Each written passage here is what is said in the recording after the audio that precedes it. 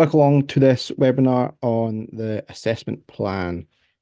So just before we get started, for the ones who don't know who I am, you can read that at your own leisure. I'll go through a few of the bullet points in a second. But I've actually been involved in scent-related sports for over 10 years now, either teaching or competing with my own dogs. So I've done scent detection, tracking, man trailing with my own dogs. Delivered man trailing scent detection throughout the UK and internationally. I was one of the first sports man trailing instructors in Scotland, so I'm fully qualified instructor and assessor. Credited in scent detection with multiple UK and international organisations. Like I said, I train my own dogs in man trailing and scent detection. I also am an award-winning Specialist Dog Training Service of the Year in Scotland. That was in 2020. I won that award, so I was recognised for that. My background is in rescue, so I have spent over 10 years working hands-on in the rescue field, and obviously still dealing with rescue dogs is a huge passion of mine. Also hold several diplomas in behaviour and training. Ran hundreds of classes and workshops over the last sort of 10 years. I'm helping hundreds of owners, kind of specialising in dog-on-dog reactivity.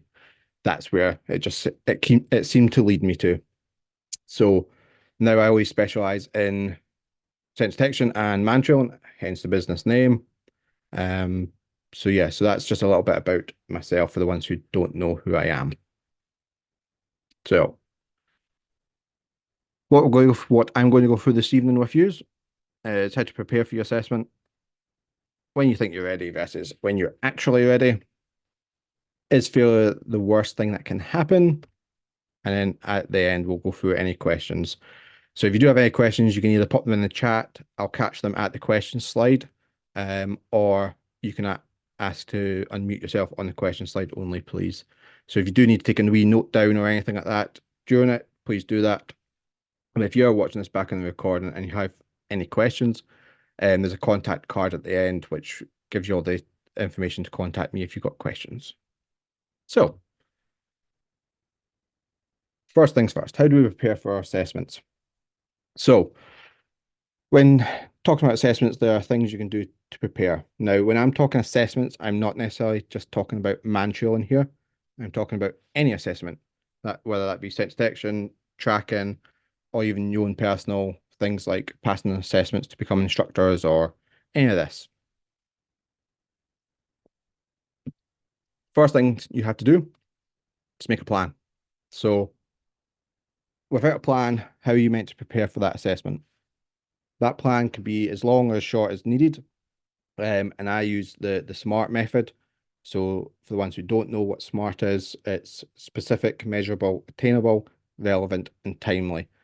So we put all that into place and we can have a good plan. Now, I do actually have a webinar on my website at the moment under my online learning, which is completely free for you guys if you want to go and have a look at that and watch it, about how to create a dog training plan for yourself, basically. So it's on the website.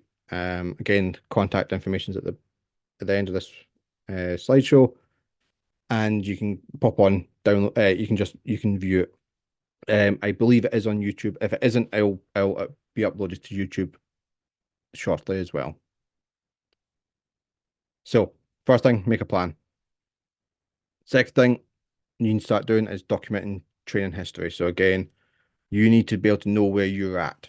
Now, if that's online logs, paper logs, just you remember yourself, whatever your plan says you need to document that history.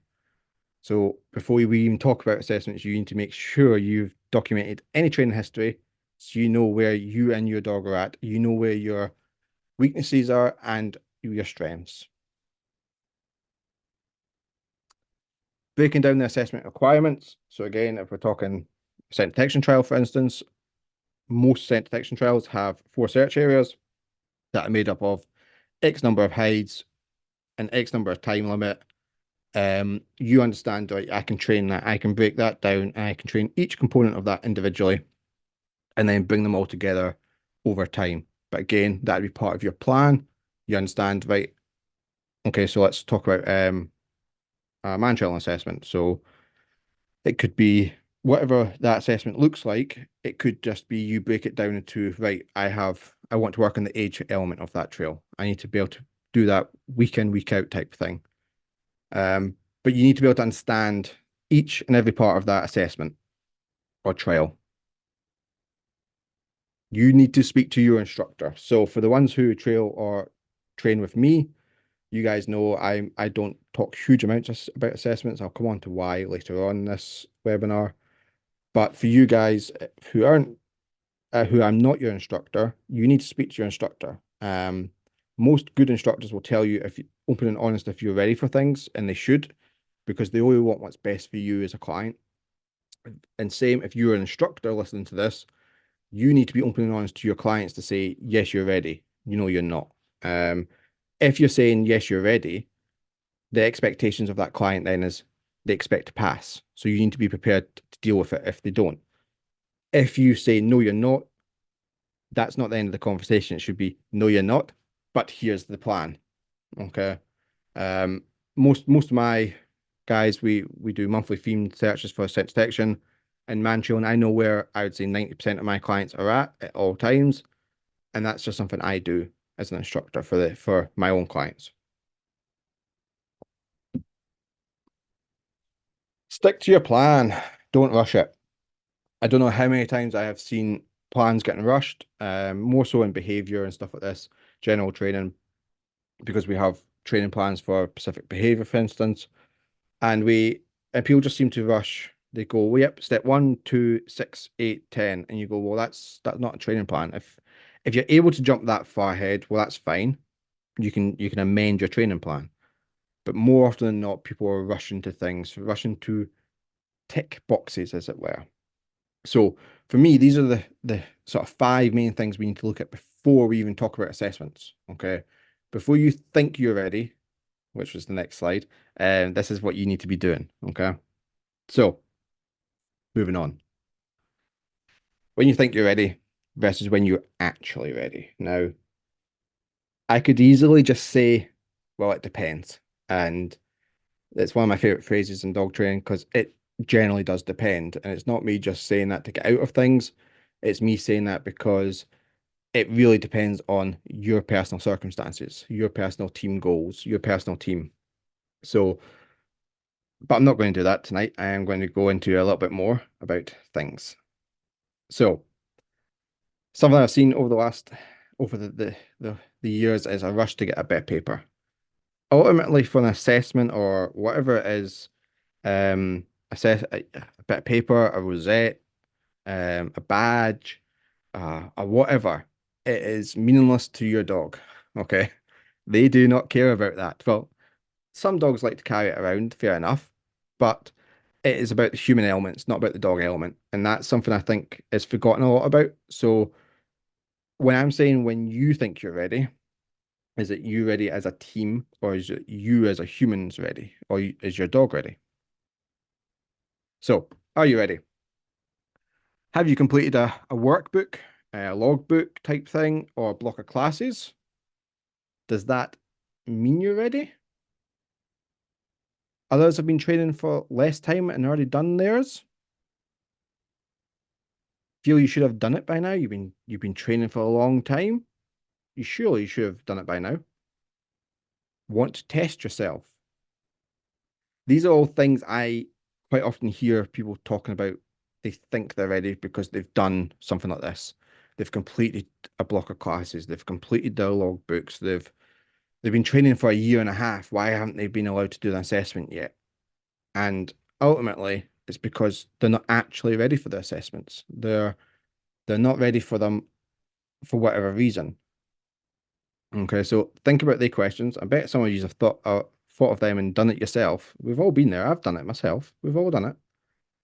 So, are you actually sure you're ready? Doing a set number of training does not mean you are ready. This is one of my biggest gripes about training. About saying we do X number of something, a block of classes, 6 weeks, 6 classes. Then you should be ready to do an assessment. Really? I've done 50 trails, I should be able to do this assessment. Really? Are you sure?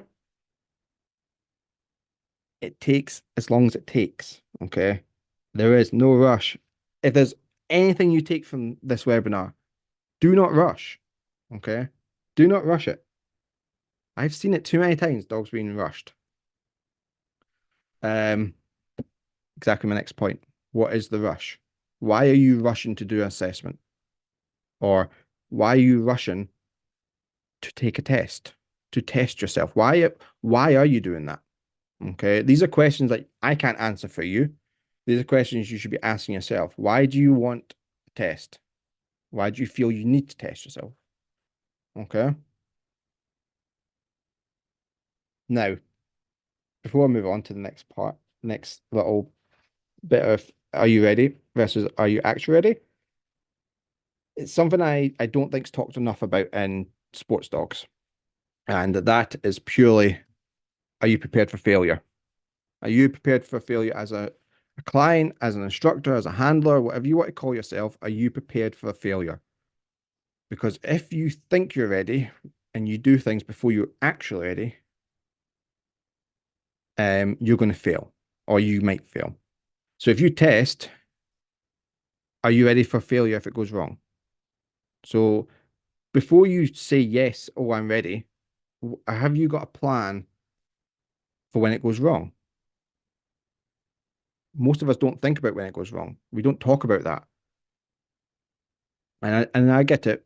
It might sound like I'm being pessimistic about this, but ultimately, when it goes wrong, what do you remember as a human? What does your dog remember? Okay. And we'll come on to that a little bit more in a minute. But do you have a plan in place if it goes wrong? What will failure look like to your dog? Okay. So for some dogs, they wouldn't care. Okay. They'll just get on with it. They'll have no problems at all. They will enjoy trailing, tracking, searching all day long. They do not care. Other dogs, if they don't get the reward at the end, they will literally say, well, you do it then. Okay. And that's something that you need to be aware of. You need to think about that before you start thinking, I'm ready for an assessment. Okay. What will failure look like to you as the handler? Can you take that? Oh, I messed up. Oh, I didn't do this right. Oh, I blocked my dog. Oh, I did this. Can you deal with that? Okay. Just gonna have a quick look in the chat. Someone's, oh, that's fine. Um, if anyone is jumping in late, it'll be recorded. It is getting recorded at the moment, so just you can watch it back later on. But yeah, what when you think about is what will failure look like? Okay. It's not talked about enough about, in my opinion. So, are you ready? Are you actually ready? Is the question. I want you to think about all these things before you say yes or no. So, is failure the worst that can happen?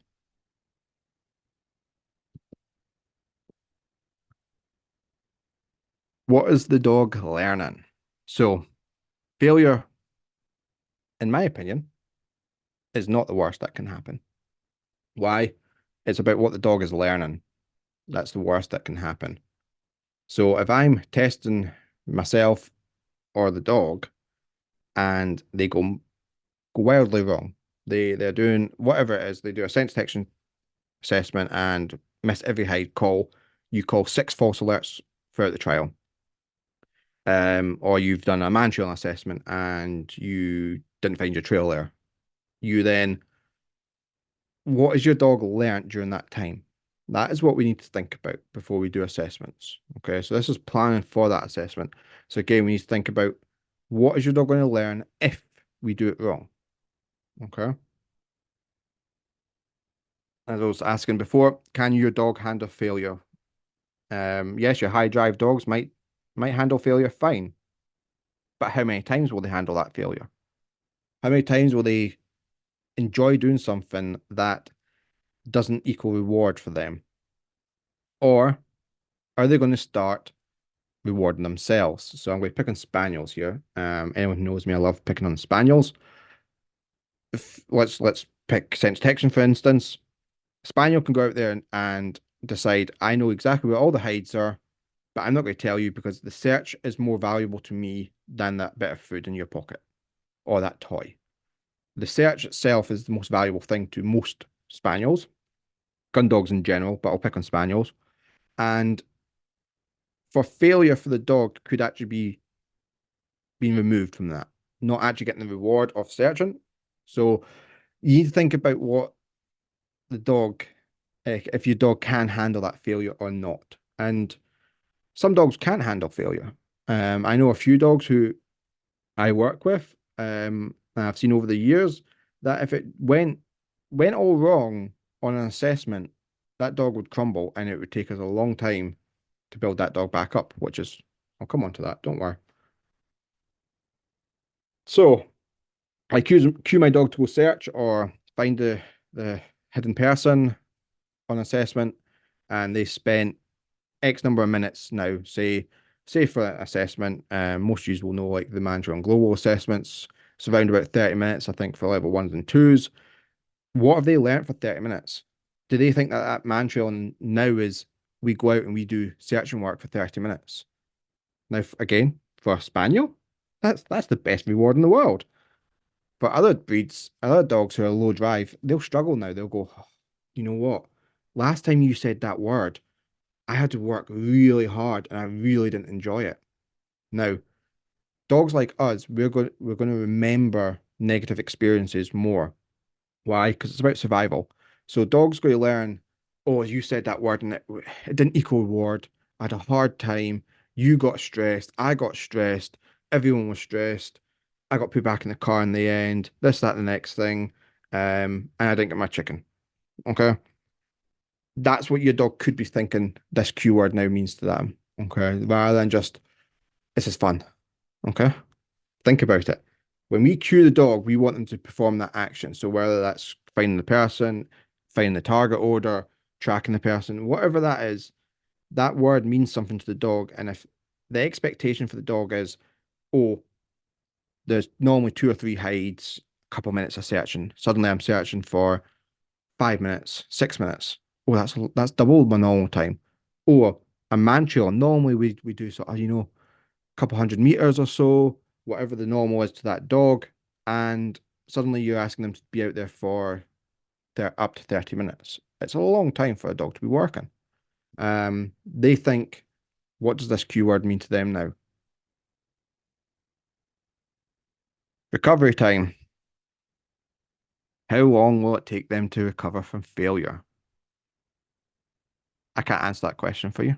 That's a question you need to ask. How long will it take your dog to recover from failure? Again, I'll pick on the spaniels. Spaniels will recover. They'll be ready to go in a minute. But what have they learned? Okay. Think about what are they learning from that assessment. If it's a failure, what have they learned? What are they thinking about to do? Some recovery time means building that dog back up. So it means you need to start right back at the start. Can you or the dog handle that? Simple as that. Can you honestly say, if you did an assessment and it went terribly wrong and your instructor said to you, we need to go way back, we need to start right back at the start, could you handle doing that? Could your dog handle doing that? Would your dog enjoy doing that? Ultimately, for me, planning for assessments, is it worth it? Is the assessment worth it? Why did you start this sport? Whatever sport it is, why did you start? Did you start this sport to get the rosettes? Um, is that why you started it? Or did you do it because you wanted to have fun with your dog? I know most people start because they want to do something fun with their dog. Especially like some man trailing. A lot of people love the fact that it's not competition. Everyone roots for everyone. Um, there's no there is no point systems as such. Like there's some league tables out there with scent detection and stuff like this. There is none of that with Manchurian, and people love that. A lot of people who came from the agility world love Manchurian because it's not got the same urge to fail, if that makes sense. The same. you want to win every time, so you secretly want people to fall. Okay. Why did you start this sport?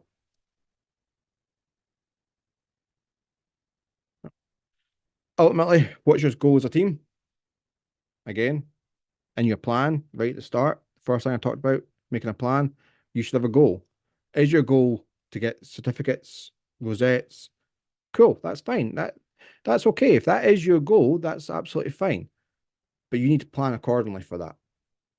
Okay. I'm not going to say for anyone who says I'm only here to do assessments, I'm only here, I want to do every level I can. Cool, good on you. Make sure you plan accordingly. Make sure you're not just doing it out of the whim. Make sure you have a plan. Um, so we bit off piece. This is You'll get used to me doing this if you're on my webinars, as I go off piece on things. There's a trail I want to do. So I've got a 19-week, well, she'll be 19 weeks tomorrow. 90-week-old German Shepherd puppy, who is lovely and quiet this evening, which is great. Um, I have a trail in mind I want to do with her, and it's a trail I've had in my mind for a few, maybe about 18 months now. And I know to do this trail, it's about 2 years in the making, and that's because I need to break it down. There's quite a few little components to that trail that I need to make sure I've got as best as I can get 100% before I would even put her in that situation. Will I ever do it? I don't know. Do I have a plan for it? I have a plan already written for that. I'm not going to tell you what it is just in case I never do it. If I do it, you'll know because there'll be a nice, cool webinar and videos about it. And I've told some of the people who've trailed with me regularly what my thoughts are on that. But yeah, that's one of my goals. I've got a plan.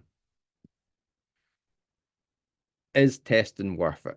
So when we talk about testing, it is you being put under the microscope as a team, you having to put your skills, your training, all your plan work.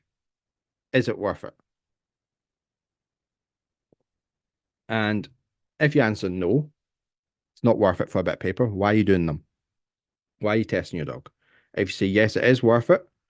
I know what I can do. I know my instructor can back me up if I fail. Great.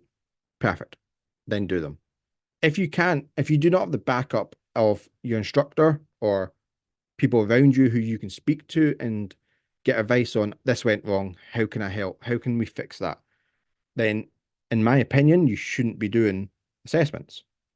It's purely my opinion, um, because I need to be able to plan for the worst case scenario. Now, I might be pessimistic about this, but when it goes wrong, I don't think we talk enough about when it goes wrong. And it's something that does bug me. And it's more so from my rescue and behavior work, is when it goes wrong, you freak out. If you don't know what to do when it goes wrong, you end up in a worse position. And that's the same for assessments. And the amount of times I've seen people panicking on assessments, during trials, during man trailing assessments, and you're going, just chill. If you knew what you were doing, you wouldn't be stressing. Now, I get it. People get stressed out about scenarios like this. I don't, I'm not one of them. So it's hard for me to relate to that. But that's something that you have to work on. Again, it should be part of your plan if you want to do assessments. So, but yeah, is testing really worth it? Yes, in my opinion. I do like assessments. I think they're great if they're done safely. And safely for each individual team, it's hard to set up.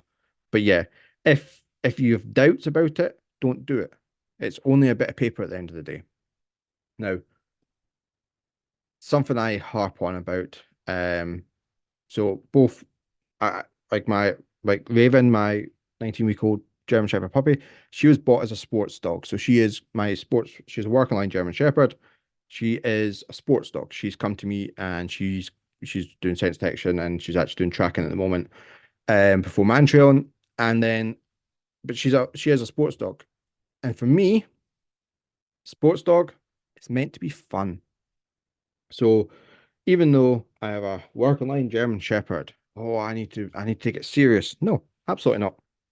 I want to have fun with my dogs. That's why I did sense detection or it was nose work way back in the day when I first started. Then it went to scent work, and now it's I call it scent detection. Um, and I did tracking with my previous shepherds, and we always had fun. There was never an element of I have to do this. It was always, oh, cool, we're ready for an assessment or we're ready for a trial. Let's do it.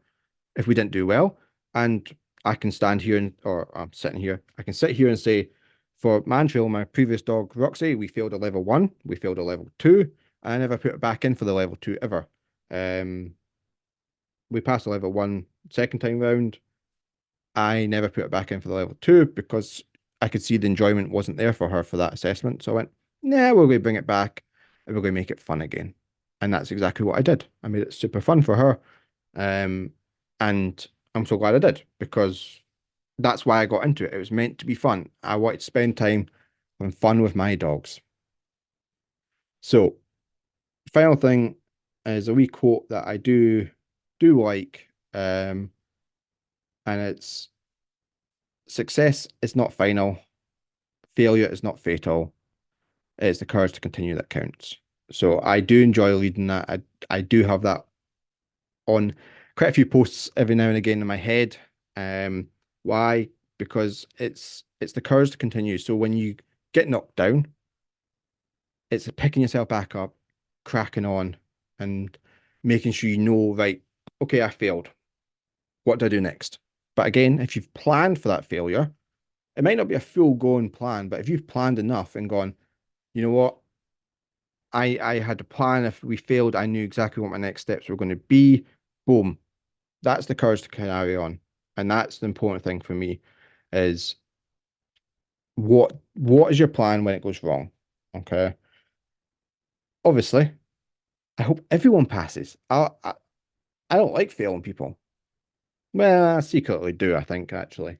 Um, but no, seriously, I want everyone I ever work with, I want them to do well because that is me. I want everyone who trails with me, who does scent detection with me, or and everyone who I don't know, I want them to do well. Why? Because that's the type of person I am. It's sports dogs. I want people to have fun. Okay. So that brings me on that that's kind of the crux of what I wanted to go through is thinking about failure. I don't want it to be, oh, Kevin only talked about failure. No, absolutely not. You just need to plan for it if it goes wrong. And if you don't have a plan in place, you're doomed to fail from the start. It's as simple as that. Okay. So, we move on to questions. If you have any questions, you can either ask yourself to be unmuted or pop them in the chat. I'll read them out and we can go through them. If you're watching this back, you've got questions, the next slide will tell you how to get in touch with me directly. Right, Chris, have a look in the chat. Yes, Catherine, you're Spaniels. I pick on Spaniels all the time. Absolutely. Now let me see. Um, does anyone have any questions for me?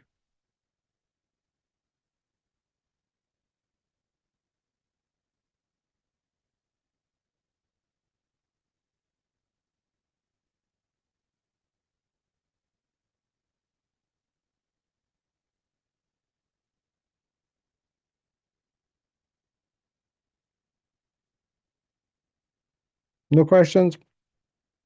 If you can think of something afterwards, oh no, there we go. Someone's saying, so I regret doing double blinds with my spaniel. Every time it's gone wrong, he's not recovered. He ended up needing his foundations redoing. And that's exactly it. Anyone who knows me, I knows I'm not a fan of double blinds. So we're talking about Mantrail in this instance. It's I don't like double blinds in sports dogs. I don't see the need for them in sports dogs. That's my own views. That's my own opinion. I have seen numerous dogs do level two and struggle, and I'm going, that dog's been out here for 30 minutes wandering around. When I say wandering around, they're working, and it's not fun. The fun's gone. So yeah, I think a lot of people do regret um when it goes wrong. I've been there. I've done double blinds and it's gone horribly wrong. and I ended up having to put my dog back in the vehicle because we didn't know where the people were at all. So, um, and after that, I didn't do double binds either. So, yeah. Well, if there's no other questions,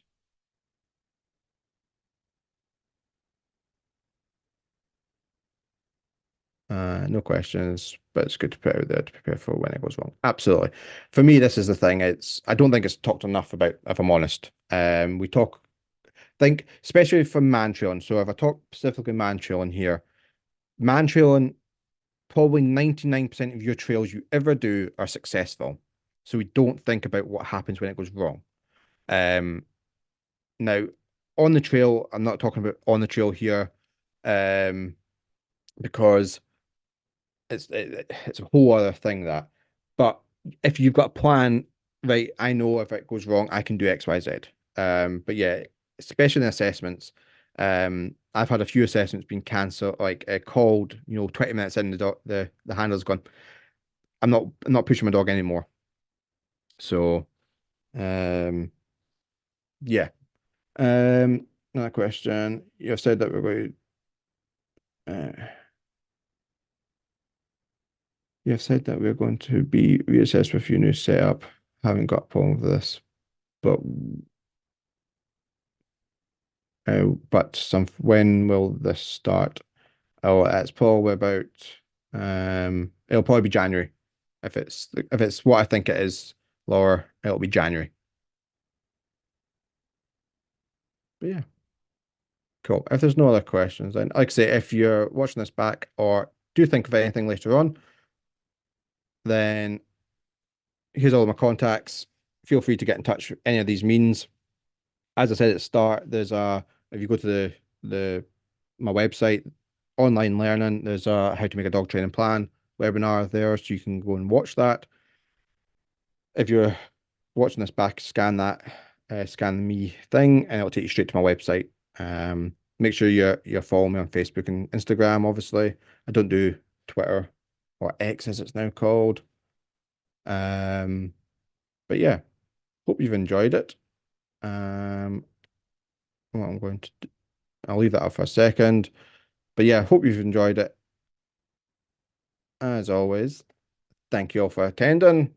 Thank you for watching. Thank you to listen to me ramble what 30 odd minutes. That's not bad for me. I'll be honest, that's pretty good. But yeah, thank you so much for watching. And I'll catch you on the next one.